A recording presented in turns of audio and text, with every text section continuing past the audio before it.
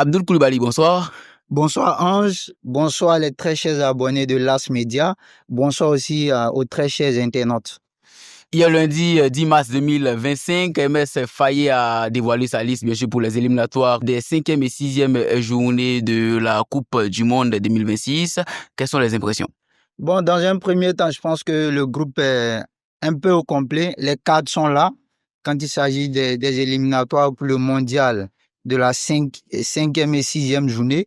Je pense que dans l'ensemble, même s'il y a des retours, dans l'ensemble, l'ossature même est là, tel que Kessié, Willy Boli qui revient à l'heure, voilà. Donc, dans l'ensemble, je pense que c'est une très bonne liste des Metz Faye, même si ça fait jaillir de gauche à droite par rapport aux binationaux tels que Désiré Doué et Malik Alkoué, mais je pense que dans l'ensemble, l'Ossature qui a remporté la CAN passée est très bien présente. Et puis voilà, comme il a dit en conférence de presse, la Côte d'Ivoire a raté les 2 dernières éditions du mondial. Il faille que cette édition, la Côte d'Ivoire, soit présente au niveau des États-Unis, c'est-à-dire en Amérique du Nord. Au niveau des gardiens de but, nous avons Fofana Yaya, Koné Mohamed, Badra Ali. Déjà, les impressions sur les trois. Vous savez, en sélection, on ne peut pas faire l'unanimité, mais au niveau des gardiens de but, je pense que c'est logique. Choix logique. Au niveau des défenseurs, bien sûr, Manuel Abadou, Akpa Clément, Willy Boli, Diomandé Ousmane, Doué Gila, Ivan Dika, Kamara Hassan, Sengo Wilfried. Willy Boli qui revient après une longue période de blessure. Il y a ensuite le nouveau Akpa Clément qui était avec les U23, qui a même joué un match avec les U23. Vu ses performances, sa constance, je pense que le sélectionneur a jugé bon de l'appeler pour être, pourquoi pas, la double d'Hassan Kamara. Et puis, dans l'axe du jeu, il y a Agbadou, fraîchement venu de Reims, qui est aujourd'hui pensionnaire de Wolverhampton. Et puis voilà, dans l'ensemble, Sengo, toujours identique à lui-même. Dans l'ensemble, au niveau de la défense, voilà, c'est la sérénité selon moi.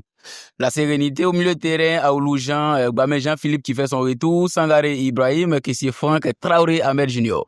Oui, c'est ça. Au niveau du milieu, on voit Gbamé, un revenant qui a été blessé pendant longtemps. Les blessures ne lui ont pas fait du cadeau, mais Dieu merci pour lui. Il a retrouvé des couleurs dans son nouveau club au niveau de la Suisse, je pense bien. Il performe et voilà, comme on le dit, la sélection, elle est ouverte à tout le monde. Les plus en forme du moment ont le droit de venir en sélection. Et c'est ce que Faye a jugé bon de faire appel à Gbamé. Et puis, en tant le capitaine Kessié qui est là.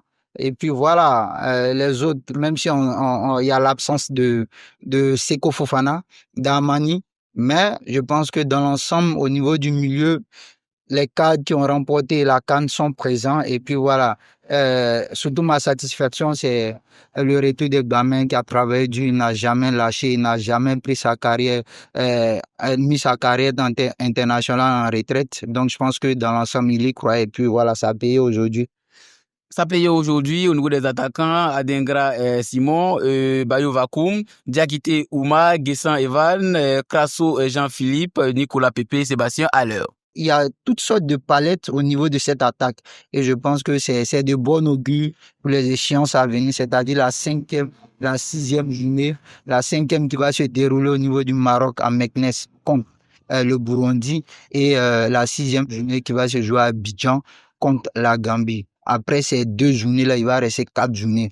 Donc, c'est dès maintenant, il faut engranger le maximum de points et surtout le match contre le Burundi, qui est qui a la 3e place, qui a 3 points de la Côte d'Ivoire. Donc, c'est un match à grand enjeu. Je pense que voilà, les éléphants auront les mots, auront le coffre nécessaire pour pouvoir l'emporter face à cette équipe du Burundi.